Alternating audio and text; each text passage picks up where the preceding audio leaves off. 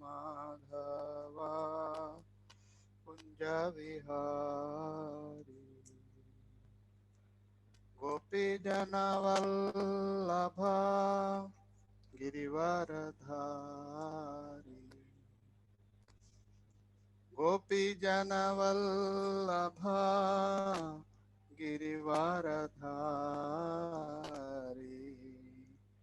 यशोदानंदन व्रज जनरंजन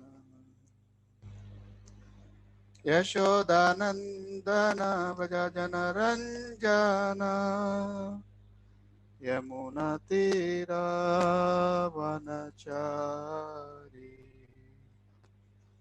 जय राधा माधव कुंज बिहारी हरे कृष्णा कृष्णा कृष्णा हरे हरे हरे राम राम राम हरे हरे हरे कृष्णा कृष्णा कृष्णा हरे हरे हरे राम राम राम हरे हरे हरे कृष्णा कृष्ण कृष्ण हरे हरे हरे राम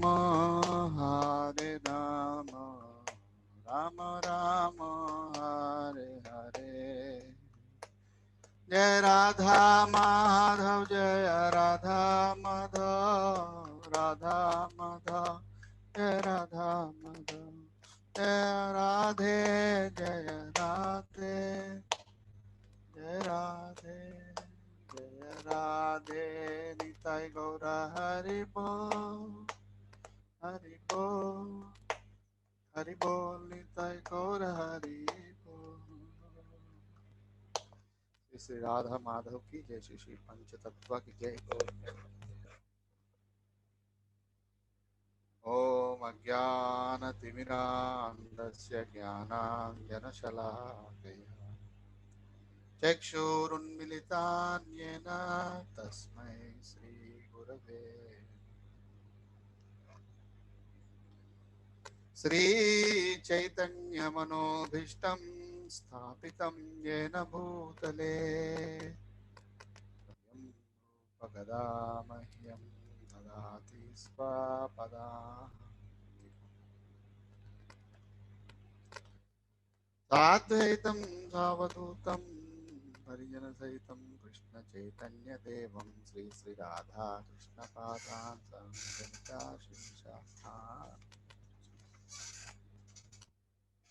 वन्देऽहं श्रीगुरो श्रीयुतपदकमलं श्रीगुरुन् वैष्णवांश्च श्रीरूपं साग्रजातं सहगणरघुनाथान्सतीवं साद्वैतं सावधूतं परिजनसहितं कृष्णचैतन्यदेवं श्रीराधा कृष्णपादान् सहगणललिता श्रीशाखान्वितंश्च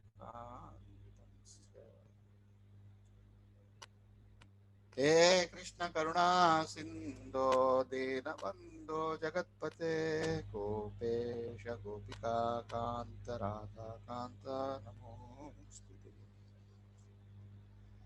तप्त कांचन गौरांगी राधे वृंदावनेश्वरी वृषभानुसुते देवी प्रणमामि हरि श्री कृष्ण चैतन्य प्रभु नित्यानंद श्री अद्वैता गदाधर श्रीवासादि गौरा भक्त वृंद हरे Krishna Krishna Krishna Hare Hare Hare Ram Rama Rama Hare Hare. Hare Krishna, Hare Krishna, Krishna Krishna, Hare Hare, Hare Rama, Hare Rama, Rama Rama, Hare Hare. Tasmat swastena manasa vimstraya gatim atmana dvaite druvavata visrambham tejo pasamavisha. Tasmat swaste na manasa vimstriya gatim atmana dvaite dhruvartha visramam tejo pasamam avisha. Translation. Therefore, O King Chitraketu, carefully consider the position of the Atma. In other words, try to understand who you are, whether body, mind, or soul.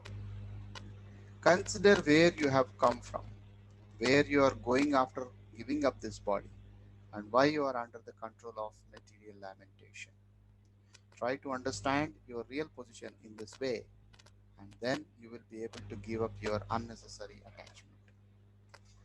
You will be able to give up the belief that this material world or anything not directly in touch with service to Krishna is eternal. Thus, you will obtain peace. Purport. The Krishna conscious movement is factually endeavoring to bring human society to a sober condition. Because of a misdirected civilization, people are jumping in materialistic life like cats and dogs, performing all sorts of abominable sinful actions and becoming increasingly entangled. The Krishna conscious movement includes self realization because one is first directed by Krishna to understand that one is not the body but the owner of the body. When one understands the simple fact, he can direct himself towards the goal of life. Because people are not educated in terms of the goal of life, they're working like madmen and becoming more and more attached to the material atmosphere. The misguided man accepts the material condition as everlasting. One must give up this faith in material things and give up attachment for them. Then one will be sober and peaceful. Hare Krishna, pranams to everyone. So here the sage is this Angira Rishi is continuing the instruction. So along with Narad Muni is consoling Chitraketu. So most important thing is happiness or suffering in our life. Everything that drives in our life is happiness and suffering. If we lose something, we feel lamentation. If we gain something, we feel happiness. When we were born, actually we didn't knew anything. We didn't knew what is happiness, what is suffering also. We were in such a, what to say, hopeless condition to understand our own self. But gradually what happens is that we are habituating ourselves to engage our senses in the material platform. So material platform means how material platforms are there. Five things are there, subtle things. What are they? Rupa, form, Shabda, sound, Rasa, taste, Gandha, smell, and Sparsha, touch. So through five things we are actually acquiring. Rupa, Rasa, Gandha, Sparsha, and Shabda. Five things. So when we were born, we don't know these things actually. I mean, this what we may listen some sound, but we are not what to say attached to it. Any sound we listen, we are neither attached nor detached to it. It's just like, some information is coming to us and we are processing it. But gradually, as we grow, what happens is that we get habituated to a particular type of sound, a particular type of taste, a particular type of smell, a particular type of, whatever. So, for example, a person taking birth in a slum, for such a person, the drainage smell, the smell of the gutter, it looks okay. But for us, I mean, it's very difficult because we don't live in those conditions. Similarly, a person born very rich can't get habituated to live like a common man because they can't live like a common man. So, in this way, you can see that the mind is conditioned to all these rupa, gandha, rasa, sparsha, and shabda. Among all these, if you look in, the rupa is very, very strong. The form, our attachment to a particular form is very strong. And if you carefully analyze, our attachment will be also in different levels of, different time. We have different types of attachment. For example, in the childhood time, we want to play, khelan. We want khelna chahte. We want to play. A little later, even if we play also, we become a little, what to say, duty minded. We become, we want to earn some money or we want to do something using our mind and the senses, get and what to say, a living out of it. This is the next level, you can see. Then after some time, this dharma, artha, kama, moksha. So artha is there. So along with artha, we next go to kama, gratifying the senses.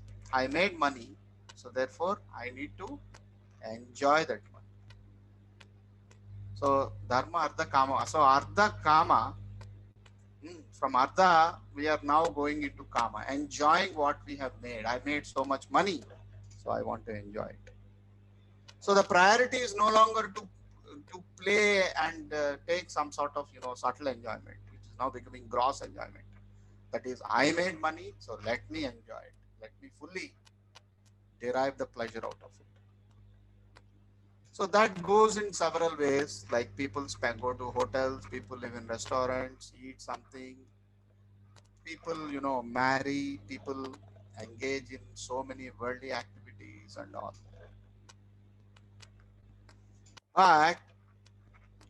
But the litmus test is to realize that we are not happy. There is very few people get into it. Actually, many people know they are not enjoying, but they somehow go in circles. That means if they don't like, money making, they go into money spending. If they don't like money spending, they go into money making. So money is at the center, but it is either spending or gaining that money. So there is nothing beyond, whatever we are able to do. Then you will see that as we become old, we become concerned about health. Like nowadays, everyone who is in 40s, they're very worried about their health. I need to be physically fit. This is the time all sorts of ailments will come. So I will go for jogging and all this. They will not do this when they are 30 years old. In 30 years old, they'll be just working like, very hard every day, 16 hours a day. They are working because the body is fully fit. The body is not demanding anything. But in 40, they realize that the aging process is likely to start sooner or later. So therefore, the focus now goes towards health. And eventually, what we find is we find our focus going drifting more and more into a sort of peaceful, existence at the age of 60. Less problems, more, relaxation, because the body is no more able to take any sort of stress that we would like to give. At the age of 60, if a person has a daughter or two daughters whom he can't marry, so obviously the focus is, is towards their marriage only. So at the age of 60, people like to go more and more into their physical comfort. So if you ask them, why don't you go out for jogging? They say, no, sorry. So the focus is now gone for that physical comfort. And later onwards, as you know, they become dwindle and all, people look forward for very basic requirements. Like if I eat something now, if it get digested, I'm happy. Anything you give them, moong dal soup or anything like this. See, why I am telling all this is life goes through different phases. In different phases, there are different priorities. When there are different priorities, other priorities take backseat because our mind is conditioned to that type of requirements, that type of, needful things and all these things. But only one who is introspective about all these effects can actually come to the platform of the detached action as conveyed in Bhagavad Gita. So the sage is very nicely conveying that you consider yourself what you are, whether you are mind, whether you are body, or whether you are the soul. You try to do contemplation. Don't try to just take book, Bhagavatam book and read, and get convinced. You think about yourself. You see what you are based on your own experience. Sage is not telling here that since I am telling you, you accept. No, he's saying try to understand who you are, whether body, mind, or soul. So this is very practical knowledge they are giving. It's not like people are being made to sit here and get brainwashed. No, sages always explain from the real things that come in our life. So what are the real things that come? Janma, Mrityu, Jara, Vyadi. These four things are the things that are always there in this world. Janma, okay, birth. There is Mrityu, there is death. No one likes death. Why? Because people are attached. If we are attached to this physical thing, we don't want to die. So this attachment is there. So this attachment will become like a big stumbling block if we don't regulate it properly. We need to regulate this attachment. Something like always sages say that you want to earn money. Okay. How much, to what extent you should earn money? Only to keep the body and the soul together. That means just to keep yourself fit, you earn money. Don't make things beyond that in this material world. Mm. So recently, one of our relatives passed away because of COVID. So the son is working in America, and in the last stages, he could not even take food properly. He's totally bedridden. If he sits, also he's not able to take the breath properly. So therefore, all these different stages of life that we are actually seeing, since we don't see them, we are attached to the other things. If we are seeing the lower level of enjoyment, the higher level of enjoyment we can't get. So to get the higher level of enjoyment, we must see the real nature of the material world. So a philosophical analysis must be based on the practical aspects of life. So the practical aspects of life is suffering. The practical aspect of life is limited enjoyment. Okay, if I am enjoying also, I can't enjoy fully like anything. Suppose if I like jalebi, I can't eat 300 jalebis at this time. I can eat maximum 3 or 4 or 5 jalebis. That's it.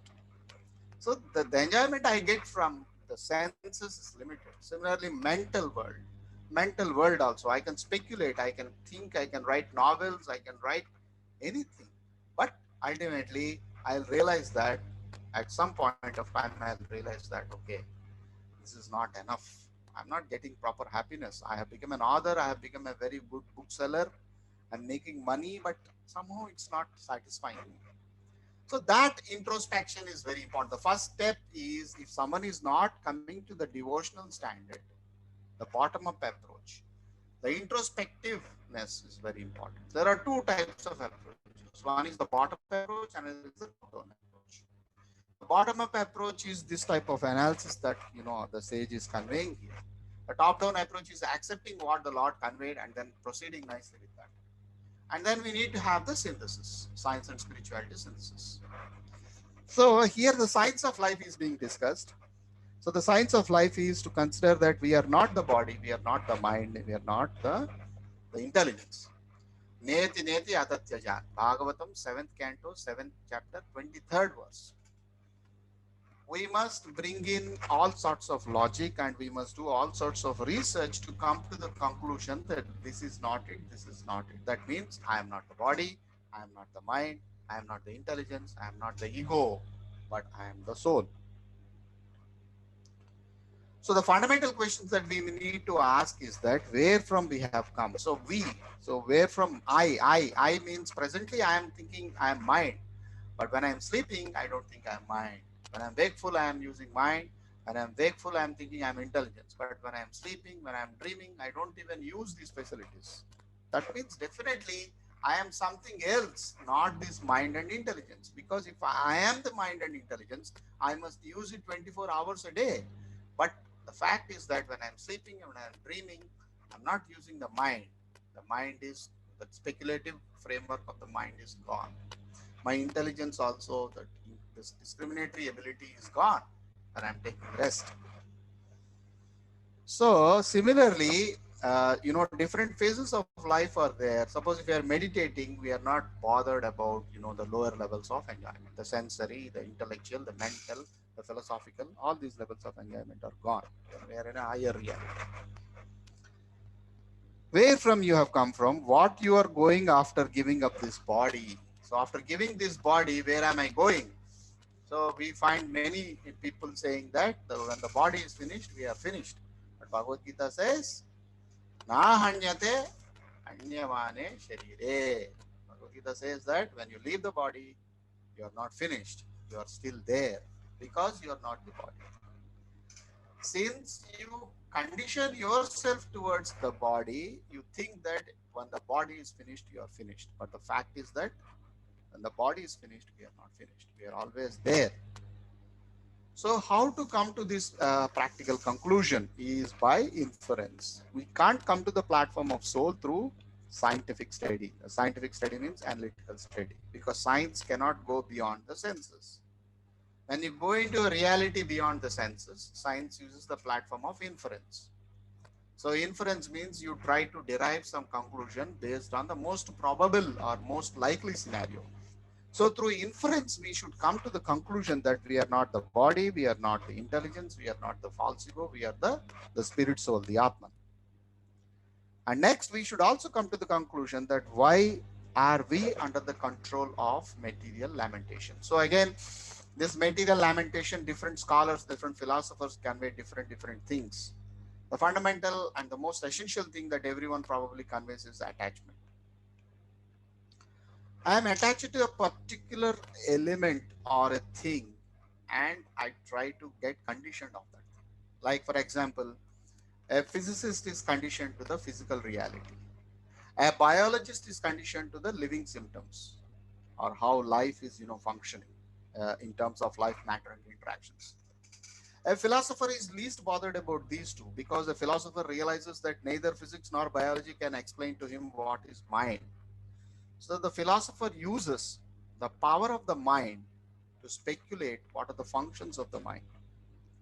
But the problem is that you yourself are mind, and if you use mind to know what is mind, then you have the paradox, like the liar's paradox we have in consciousness.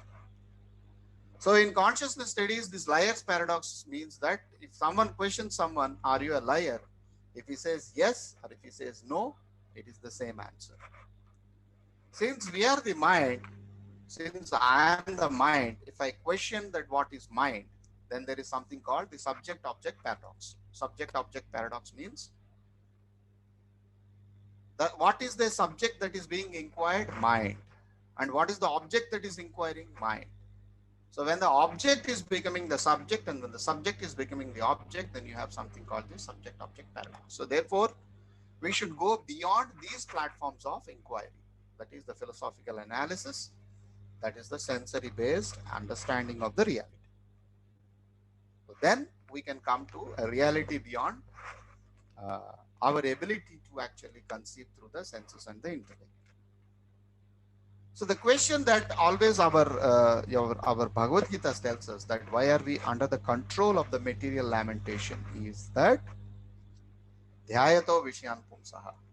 second chapter, 62nd verse of Bhagavad Gita. It says, Dhyayato Vishayan Pumsaha. When the intellect, when the brain, when the superior intelligence of the human being comes in contact with the, that is when the consciousness of the living being it comes in contact with the sense objects, then automatically the living entity develops an attachment to them. So this is what is happening from our childhood. Our parents are actually into sense gratification, so they condition us also into sense gratification.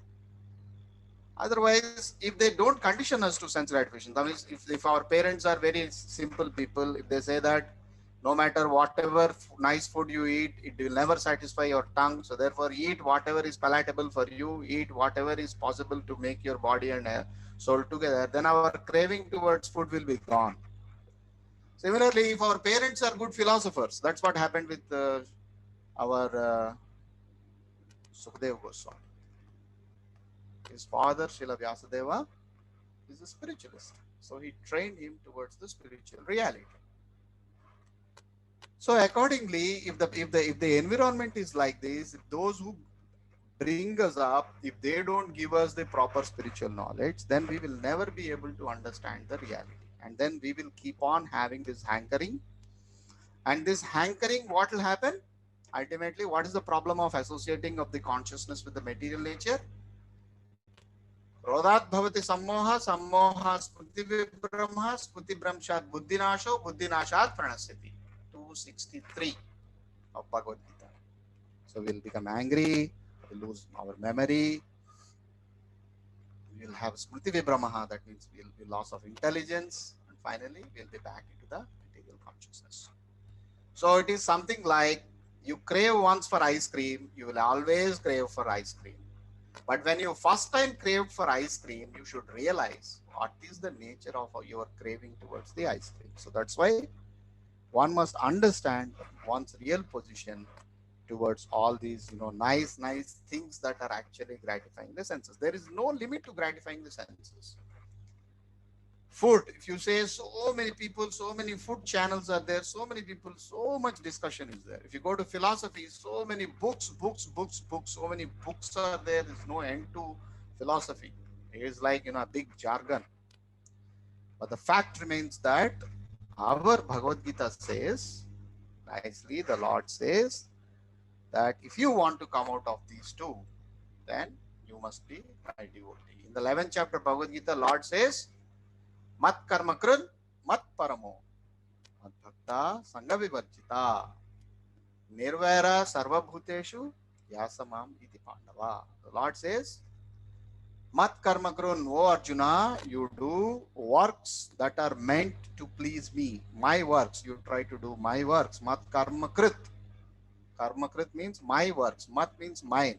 He's not saying that, Brahmavadi or Brahma Jyoti, or don't do any work and close your eyes and, don't do, just remain there. Saying Mat karma krit.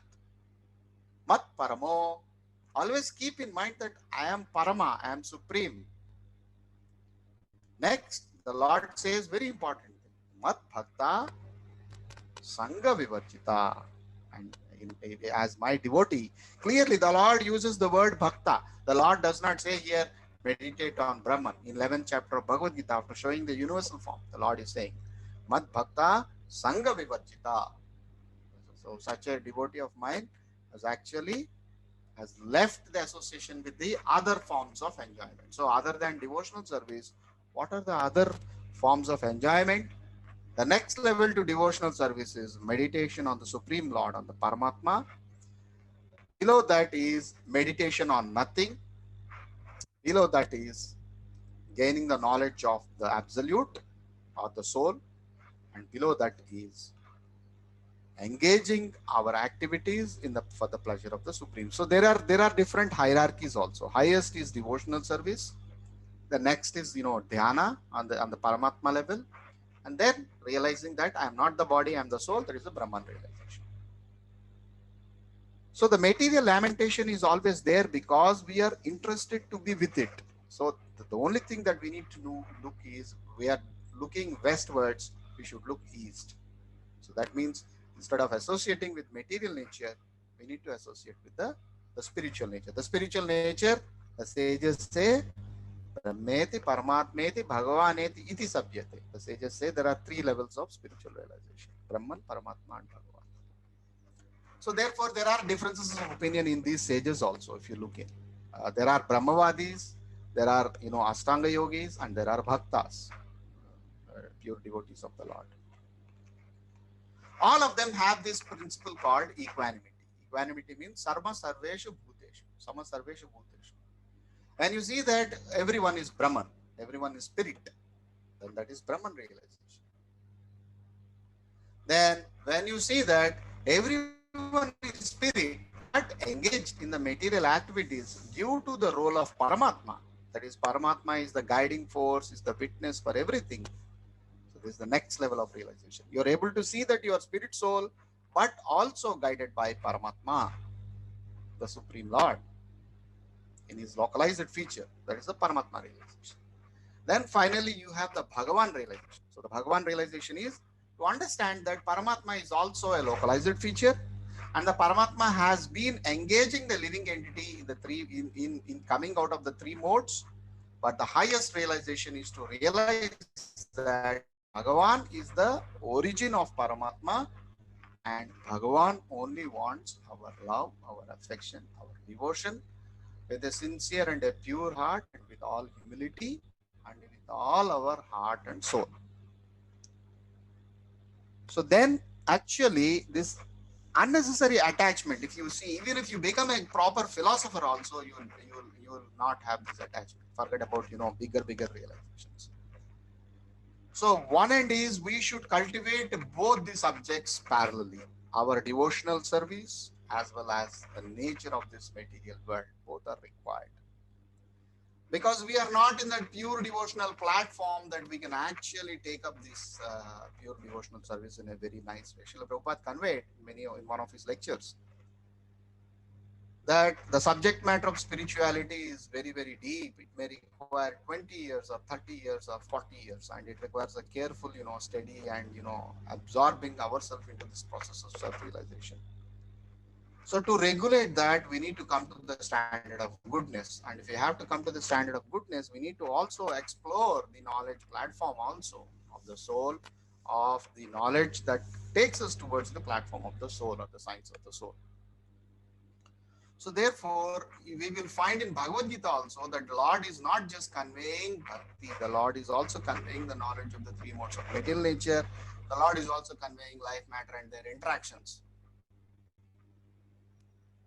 So he's conveying both spiritual nature and material nature and the engagement of the living entity with either of them.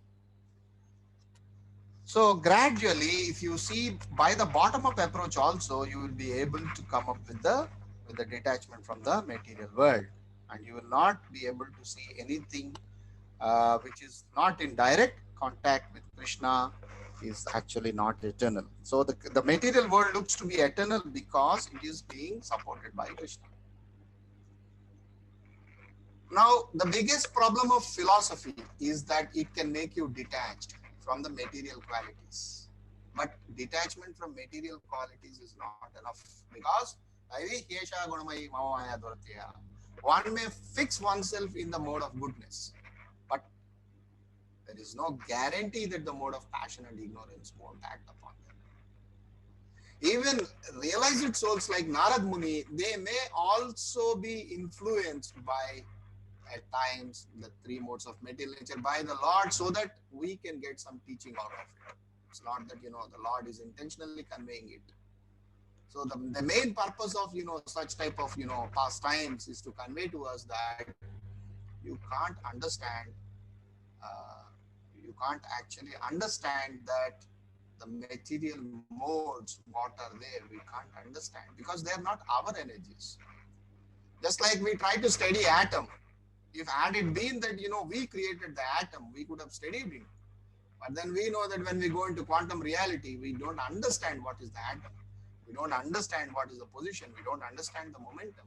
Our equations, our mathematical approaches, everything goes tipsy topsy.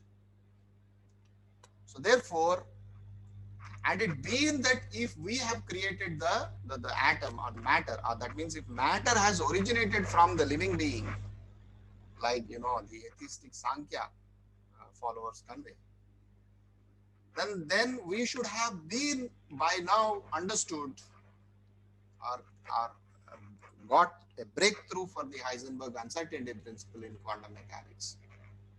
But the fact remains that this is not being very clearly understood. That indicates that the subtle reality is beyond our capacity to understand through our sensory as well as the intellectual platforms. So therefore, no matter how much we strive to be in goodness, the fact remains that the mode of passion and ignorance can always influence us. So that's why what our Bhagavad Gita says is that we must accept that this material world, everything is actually is a transformation of Krishna's energies.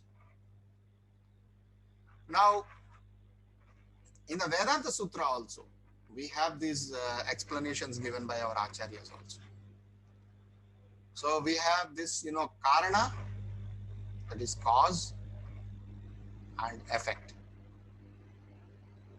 So the biggest difference between the bhakta, the devotional scientist, and then the Brahman scientist is that the Brahman scientist considers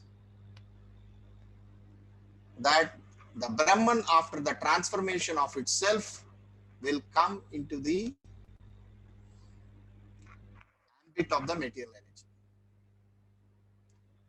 Whereas the devotional energy, the devotional science very clearly establishes that it's Krishna who expands, and even after expanding, Krishna remains the same. That means the entire gigantic cosmic manifestation is wonderfully happening in this world, but the Lord remains. Goloka eva nivasatya agilatma bhuto. Even though the Lord is residing with all the living entities as the super soul, the Lord is still residing in his Golok Vrindavan. If you read Krishna book, if you read all these, beautiful, Bhagavatam also, we'll find that, devotees glorify. You are the Paramatma. You know everything. You know what is in my heart. You know everything. So it is very difficult to understand because I am in this room. I don't know what is in the temple. If I am in the temple, I don't know what is in this room. But with the respect to the Lord, it is said that he knows everything. And he only knows everything because he is the personality from whom the three modes of material nature came. 7th chapter, 12th verse of Bhagavad Gita nicely conveys this point. Echaiva satvika bhava. So that verse nicely conveys this point, that the sattva, raja and tamas, these things have come from him only, from the Lord. Otherwise, he will be also like us. So therefore, this arrangement of the Lord, that he is the Supreme Personality of Godhead and we are the part and parcel of Krishna, this is the absolute realization. Because if we go this side, if we accept that Krishna is also like us, like Mayavadis, then we will not be able to explain that why we are ourselves into Maya. I mean, if we are spirit, then why we have put ourselves into illusion? If we keep ourselves the other side, that I am like Krishna, then we will not be able to explain the fact that Krishna is never coming under the three modes of material nature, whereas we are always into the three modes of material nature. So Krishna is never lamenting or suffering. Krishna is always in his Golok Vrindavan, always with his confidential associates. From Lord Krishna came Lord Balaram. From Lord Balaram came Lord Mahavishnu. From Lord Mahavishnu came infinite universes with infinite living entities. And the Lord says, I am the knower of all these bodies, Sarva Kshetreshu Bharata. But we only know our body. Only this Kshetra I know. I don't know what is happening in an ant, in a bee, in anything. So therefore, this bottom-up approach can make us understand that we must be in the mode of goodness. So philosophy can at the best bring us towards goodness. That's what Prabhupada said. Brahma janati iti Brahmana. Srila Prabhupada in the 14th chapter of Bhagavad Gita conveyed, Brahma janati iti Brahmana. That is, Brahmana is the best philosopher. Because the Brahmana realized that he must be in the mode of goodness, he must be in the platform of the spirit soul. And one should not be attached to the fruits of the action that one is actually doing. So therefore, this last point that is being conveyed here, that this material world, it is actually directly it is having a linkage with Krishna. If you don't consider the Krishna supremacy with the material world, then you would accept that the both material world and Krishna are together having similar properties. But that's what our Ramanujacharya also conveyed. That's what our Madhvacharya also conveyed. That's what our in the Suddha Advaitavad, Advaita Advaitavad, Bhaktivedanta, Vallabhacharya. This is the point they have conveyed, that the Supreme Lord, Brahman, has infinite energies. And these infinite energies,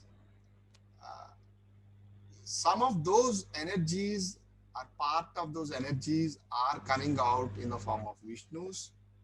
Some of those energies are coming out as material nature. Some of those energies are coming out as the living entity. But it is only Lord Sri Chaitanya who actually established the final essence of all these things. What is it?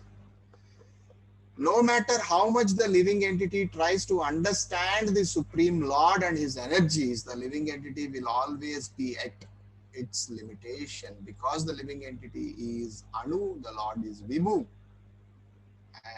The living entity may cultivate all the qualities like that of Lord Brahma, but then the living entity does not cultivate 14 qualities that the Lord has. The Lord has 64 qualities. Lord Brahma has 50 qualities. Lord Shiva has 56 qualities. Lord Vishnu has 460 qualities. But Krishna has all 64 qualities. So, I think 55. Yeah, 55 qualities for Lord Shiva and 60 qualities for Lord Vishnu and 64 qualities for Krishna. So, living entity has 50 qualities. Now you can imagine what qualities material nature has. Only living entity, Lord Shiva, Lord Brahma. Living entity means Lord Brahma, up to Lord Brahma. Up to Lord Brahma, Shiva, Vishnu and Krishna. So only these 4 classes have been conveyed. But material nature is also an energy of the Lord. But it is such an energy that it can influence us. Because it originated from the Lord, it actually can't influence the Lord. The Lord is beyond this material. There are many actual realizations of great scholars, so I will just stop here. Thank you, Hare Krishna. So now, yes, please, any questions for my own further realization and discussion, please. Hare Krishna Prabhuji, thank you very much for this wonderful class, and it is very, very practical explained. Yes, before going for the questions, there is an announcement. So every Saturday we are having this book reading session of Dr. T.D. Singh books, and it is from 1 to 2 p.m. and the book that we are going through is Life, Matter and Their Interactions. Please join, and the meeting details are shared in the chat box. Yeah, our Govind Maharaj is having a question. Maharaj, please. Thank you for unmuting, and thank you, Prabhuji, for coming for Bhagavatam discussion. This is my first listening to our Prabhu, who is the storehouse of transcendental knowledge and experience. So welcome, Prabhu. And I have 2 questions. I will put the second question first. Could you elaborate a little bit that as we are following this spiritual path, who is a transcendentalist and who is transcendental? And my first question is, you discussed this misidentification with matter at different levels, starting with the body, senses, mind, intelligence, ego, and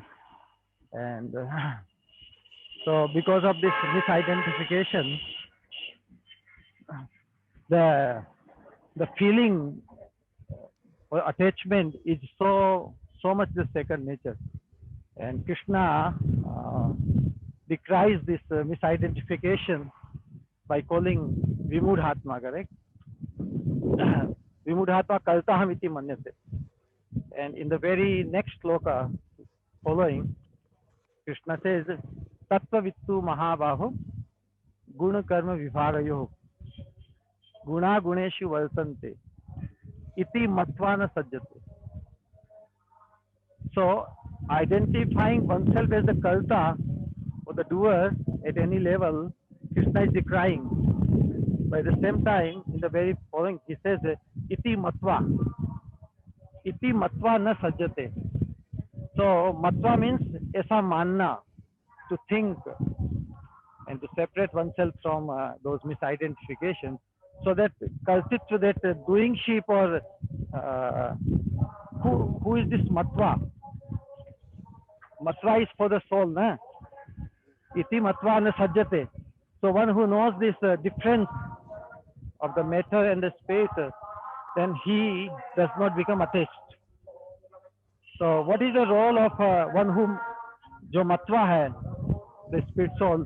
Does it participate, or it just remains just the observer, knowing?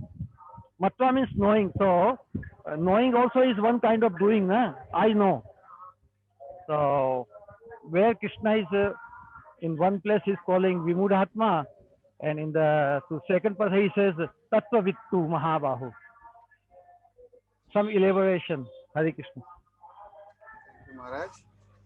This is third chapter 27, right? Yes.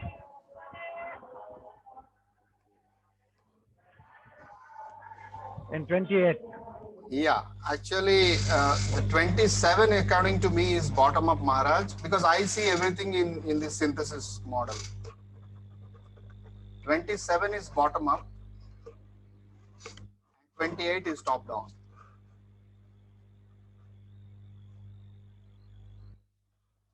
So this tattva with is top down. It is not something that we understand through our senses, because we can't understand this by our senses. So one who is in knowledge of the absolute truth, actually this knowledge gain, is knowledge is actually realization based knowledge. It's not something that we cultivate into philosophy. It comes through realization. This tattva vittu mahabaho. Then actually one can actually come to this situation. So in the purport, Srila Prabhupada says, he knows that he is part and parcel of Supreme Lord, and that his position should not be in the material. So this knowing means what? I mean, this knowing is not just theoretical knowing. It's realizing that one is part and parcel of Krishna. This is my humble understanding, Maharaj. This top down. Tattva vittu mahabaho is top down. This ahankara vimudhatma kattaham iti manyate is philosophical. I mean, it's like, you can interpret it in the philosophical level also. That I am not the doer, the material nature is doing, because if I am the doer, then, I am responsible for it. But then the Lord says, you are not responsible, your soul. The soul is, in the second chapter, the Lord already established that you are not the body, you are the soul. So you are all spirit. So this is my answer. Maybe you can give more elaboration here. And this transcendental and transcendentalist. Who is transcendental and who is the transcendentalist? Anyone who is actually into these three platforms is a transcendentalist. to my understanding. This Brahman, Paramatma, and Bhagavan, who actually has seen the truth, because truth has three ends. Because even Brahman is also transcendental. Brahman is Nirguna. It does not have any material qualities. So if one can come to Brahman platform, even Gaur Govind Maharaj said, to become a Brahmana also is not easy. It's not that easy. That's why we should also respect Brahmanas. It's not that when we see Brahmanas we laugh. We should not do this. We should, with all humility, we should, should do pranams. We should respect them, because Brahman realization is also very difficult. It's not something easy. And transcendentalists are these Ashtanga yogis who have actually come to beyond this, beyond the Yoga Ruda stage. That they are also transcendentalist. I mean, nicely in Chaitanya Charitamrita, this Atmarama chapter is there. The 61 explanations of the Atmarama verse. In that, very nicely Mahaprabhu categorically conveys that whosoever is Atmarama, whosoever is not Atmarama, everything the Lord nicely conveys. And in that he explains all these classes of transcendentalists. In this Ashtanga yogis also there are 3 or 4 classes. Someone who follows the rishi called Aruna, someone who is with the super soul, someone who sees super soul with a form, someone who sees super soul without a form. Again, there are people who worship the super soul without a form also. They are also transcendentalists. So transcendental, to my understanding, is beyond matter. I mean, not in the material, or beyond the influence of 3 modes of material nature. That's what I would say as transcendentalist. But real transcendence is, of course, Krishna consciousness. So I would say that, from a philosophical perspective, transcendental means beyond 3 modes. But from a spiritual perspective, transcendental means one who is always in Krishna consciousness is the only transcendentalist. Because other transcendentalists, they have not come to the actual platform. Bhukti Mukti Siddhi Sakali Ashanta. Krishna Bhakta Atayeva Shanta. Bhukti Mukti Siddhi Sakali Kani. Krishna Bhakta Nishkama Atayeva Shanta. Chaitanya Charitamrita slok. So that states Bhukti Mukti Siddhi.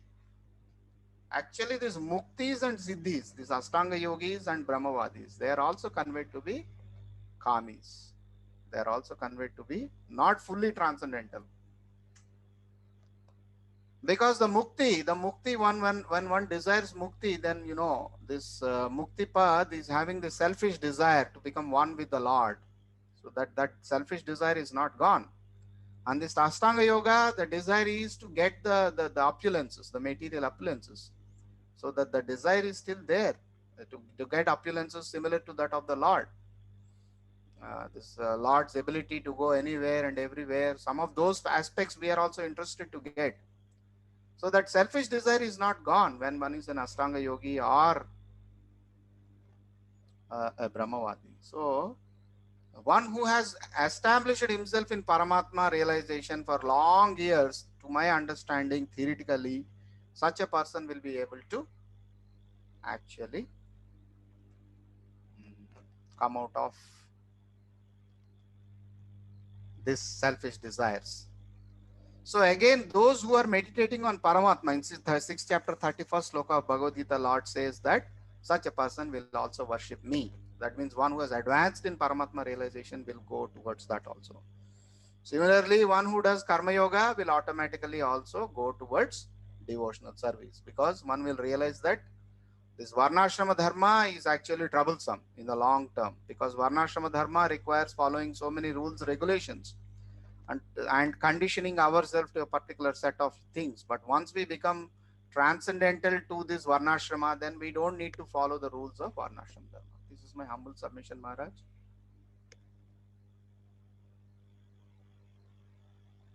Hare Krishna. Hey Hey Krishna. Krishna, Prabhu. That's very beautiful. Yeah, the transcendental, because detaching from the 3 modes is not good enough. One has to become attached to Krishna to become transcendental. So that is what you expressed. It's beautiful. And regarding that shloka, one thing, because matva. So even to claim that one knows, uh, that will free him, detach him from at least the matter aspect identity, but still he has to become attached to Krishna to become transcendental. Is okay? Yes, Mother.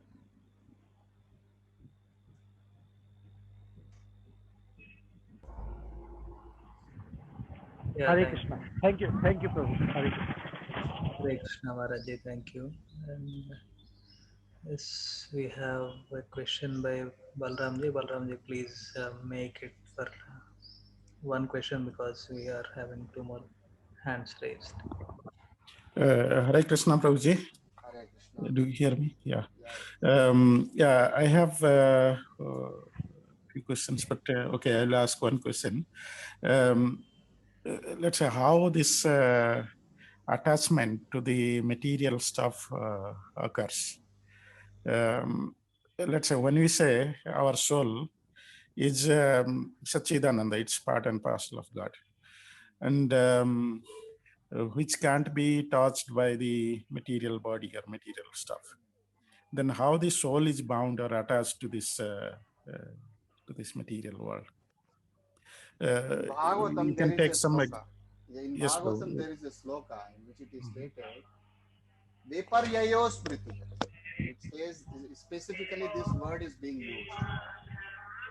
Viparyayo Smriti. So, in the discussion between Lord Chaitanya and Srila Sanatana Goswami, Lord Chaitanya explains the living entity is part and parcel of Krishna, and the living entity also has a desire to enjoy, because the Lord is also enjoyer. Because the living entity is an infinitesimal part of Krishna, the living entity wants to enjoy. But at the same time, the living entity is also tries to be controller, because see, all the qualities of the living entity exist in the Lord. In fact, it is the other way around. Some qualities of the Lord are also there in the living entity. So one of the quality of the Lord is controller. Another quality of the Lord is what I've conveyed. Enjoyer, controller and enjoyer. Is controlling propensity and enjoying propensity. So when this living entity is desiring to be independent of Krishna, that's what the verse clearly states. It is Viparyayo Smriti. I don't remember the verse. Maybe Maharaj can supplement. So, the living entity, when it desires to not serve Krishna, then the living entity comes in contact with the material nature, because the living entity has got this tendency to enjoy and control. So therefore, this whatever control Arjuna is having here, if as a devotee of the Lord, is the execution of his weapons. That's all. He has been trained as a Kshatriya. He knows how to throw Brahmastra for the pleasure of Krishna. So to that extent, he is giving the control as a pure devotee. But beyond that, if he thinks, then he became perplexed or confused or illusioned. So this, to my understanding, this living entity, when it leaves the spiritual nature, when it leaves the association of Krishna by its own desire, why this desire is coming in the living entity? It is because the living entity is part and parcel of Krishna, and it wants to enjoy independent of Krishna. Then eventually the living entity comes in contact with the three modes of material nature. 14th chapter, 4th verse of Bhagavad Gita, Lord says, when the living entity comes in contact with the three modes of material nature, it becomes conditioned. Now, this conditioning of the living entity also is dependent on the free will of the living entity. Certain living entities want to condition with goodness. They are in the demigod planets. Certain living entities want to have a little domination of passion along with goodness. They become human beings. Certain living entities want to associate with mode of ignorance. They become plants and animals. Okay? So that is what I Prabhuji, so I have still this doubt. So let's say one point you said I mean about this part and parcel of Lord. Lord has 64 qualities, but Yes. living entity have, let's say, 50. 50 qualities. And then how it is part and parcel? It's not, it doesn't have all the qualities. And the other point, about my Since it is question. not all the quantities, since it Yes, does not have. Prabhuji, let me complete it.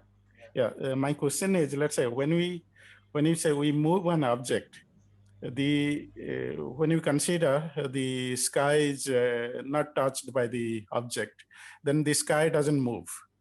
So that means sky is not attached to the object, or the object is not at, Similarly, when we say Atma is, or soul is not attached to the, or we cannot, the material body cannot touch the soul. That means it should not be attached to whatever one does. Yeah.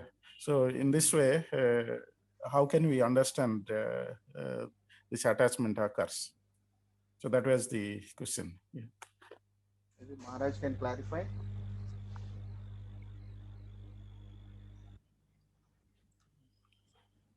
Or Balram sir is cleverly asking 2-3 questions in single line and saying, Hare Krishna Prabhuji, no problem. So whatever possible we discuss. yeah. So yes, Ramvijay Prabhu, do you want to answer anything of it, or would you like to I want Maharaj to answer this question.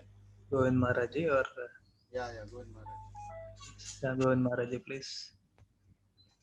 Hare Krishna, Prabhu. You pretty much covered everything. But when the point comes to attachment, who is worrying about the attachment? Most of the living entities since eternity, they are feeling great about being attached to whatever they are attached. And now, when Krishna manifests in this realm, then he causes the destruction. So there is a potency of Krishna's Yoga Maya, Swarup Shakti, the attraction to Yoga Maya demonstration is so powerful that there is a possibility of giving up the strong rooted attachment to this matter, which is since eternity. The obsession in Krishna's realm and in Krishna's association has no distraction. So this even ideology of that one loses or one becomes distracted in association of Krishna is baseless. Actually, it is apasiddhanta. We can easily accept our attachment. We are made as attached. We are manifest as the conditioned soul. Do we have the capacity to become conditioned soul even on our own? Part and parcel means we are part of Krishna's existence in this style. And Krishna gives us the opportunity if we want to come in direct touch with him. And that is where the free will comes. The free will doesn't come in the picture in the spiritual realm because everything is fully settled eternally. This is the realm of unsettlement. And if you want to transfer to the realm of full settlement, then the free will comes in the picture. And otherwise, the very term of anadi, since time immemorial, since before the beginning of time, this attachment is there. So we can take our attachment to the matter as part of Krishna's arrangement. Leela means Krishna having a lot of fun to distract us out of this material entanglement, and that possibility will always remain. And that's why the Srishti Leela is eternal, Sansar Leela is eternal, to join some of us to join the Nitya Leela. So to even imagine that one becomes distracted because of so-called free will from the Nitya Leela, the concept itself is unfounded or very actually decryable. It's very abominable. It is defying the absolute nature of the absolute realm. So So when we talk about free will comes in the picture in the human form of life to make a real sense, you know. And we can easily accept the way Krishna has put us to play some role. Since eternity, we have been playing a role. We cannot but not be the servant of Krishna, directly or indirectly. Now, the free will comes only if we want to become in direct touch of Krishna in human form of life. With this Bhagavad culture, we are given the option. We want to pull ourselves out of it, or we feel comfortable.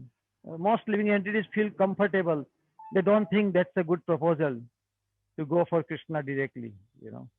So it's a very rare group, us, that we are aspiring. But it's no question that we have to make this adjustment after leaving the spiritual world. Because if you're leaving the spiritual world, if that is the possibility, then every endeavor is just useless. There is no guarantee. So because that is a realm of no fault, that is a realm of no blemish. There is no fall down ever occurred since eternity in Krishna's realm. And so we can count on it. For eternity, there would be no fall down from there. There would be no distraction from there. Rather, Krishna is so cunningly attractive, he frees one from all other distractions. So in the absolute realm, everybody is fully obsessed with Krishna since eternity and for eternity. We can count on it. And that's why we are so much hankering to become part of that realm for absolute complete settlement for eternity. Although our struggle is since eternity, we couldn't make it this far, but this is the best opportunity we have right now in this present life. We somehow that we couldn't make it, whatever free will or whatever you would say. But now is the time, now is the opportunity. We must take it with folded hand, full hand, and would not allow. We will cause our attraction to the absolute Krishna so much that we will free from all distractions, although they are present all around us since eternity. Hare Krishna. Thank you, Maharaji. We go to the next question by our respect Maharaji. Maharaji, please. धन्यवाद प्रणाम राम विजय प्रभु जी.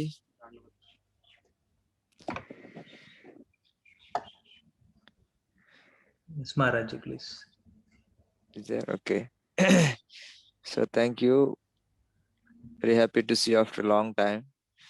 You can come more frequently if your time permits. We know you are doing wonderful service in course and in other areas. Sometimes please come and do bless all of us with your nice realizations. And the question is that how can one really free oneself from lamentation? We have covered some part, but just in Prabhupada gave this point here only. Unless you come to the platform of soul, actually in the purport, Prabhupada conveyed, performing all sorts of abominable sinful actions and becoming increasingly entangled. Krishna conscious movement includes self-realization because one is first directed by Lord Krishna to understand that one is not the body but the owner of the body. So lamentation will start once we accept that we are not the body but we are the soul. But again, as I told, there are different levels of this cleansing. Jagannath. There are different levels of cleansing here. Like the Brahmavadis, they consider only the Sat aspect of the soul. The Paramatmavadis, they consider the Satchit aspect of the soul. And the Bhagavan realizes the Bhagavan realizes personalities that Ananda, three factors. Govind महाराज जी आपका mic on है. So to the extent one is actually absorbed into to the extent one is out of this material contamination, one will be. The other two are bottom up, the Brahman and Paramatma. Bhagavan is top down. By the mercy of the Lord, we will be relieved.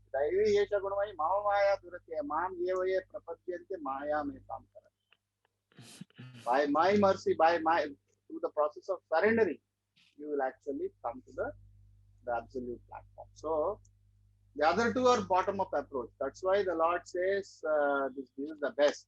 Rajavidya, Rajaguhyam, Pavitram, Nidamuttam. So, to my understanding, lamentation, to come out of lamentation, we should at once come to the platform of the soul, and that can come through philosophical analysis, that can come through the top-down approach also. Hare Krishna. So practically in our situation, coming to the platform of soul, what does it mean? It requires a careful study of life-matter interaction. It requires, following what the Lord gave, especially the first 6 chapters of Bhagavad Gita. We need to study it very deeply and to understand the actual doer is not ourselves. So that cultivation of that knowledge that the Lord is doing everything, including the material nature, its interaction with the living entity, everything. When we come to that, at least theoretical knowledge we should cultivate. In 13 chapter 8 to 12 also the Lord says the knowledge of the absolute truth, also this knowledge of the this Jnana Yoga, that is, developing the understanding the nature of this material world and also the absolute. Exact verse is Adhyatma Jnana Nityatvam. So this 12th verse of Bhagavad Gita, 13th chapter. Adhyatma Jnana Nityatvam Tattva Jnanartha Darshanam. So one has to cultivate this knowledge. This Jnana means knowledge. Adhyatma is, spiritual. Nityatvam, always one should cultivate this knowledge. And Tattva Jnanartha Darshanam. And one should also see that Tattva is philosophy, Darshanam is philosophy, Tattva Jnana is knowledge of the truth. So that philosophical search for the absolute truth. So these two things we should cultivate. Accepting the importance of self-realization and philosophical search for the absolute. If we do these two things, that is bottom-up approach. Top-down approach is devotional service. To the extent we become devotee, we will be above the 3 modes of nature. When we are not doing devotional service, we should at least maintain the mode of goodness. Because from mode of goodness, you can easily go into pure goodness. To go from passion and ignorance is difficult. So that's why the 4 regulative principles have to be followed. So that when we are actually doing chanting very deeply, when you are in Kirtan, the 4 regulative principles are automatically followed. But when we are not doing this devotional service, then we should be in goodness. And goodness includes this philosophical search for the absolute truth and accepting the importance of self-realization. Thank you, Prabhuji. Hare Krishna. Yes, thank you, Prabhuji, and thank you, Maharajji. I have seen our Roshan Prabhu's hand is raised. I think he is no more in the call. Okay, fine. Yes, Prabhuji, we can conclude. Yeah, thank you. So the gist of today's class is synthesis of science and spirituality is very important even in Bhagavatam also. The science we are talking here is the philosophical science and the philosophical analysis of the reality. And the spirituality we are talking here is Krishna consciousness. So that's why whatever Dr. T.D. Singh gave, the synthesis model is universal. It is applicable in all dimensions and in all phases. Hare Krishna. Hare Krishna. His Grace Ramajay Prabhu ki jai. Thank you one and all for joining, and see you all in tomorrow's class.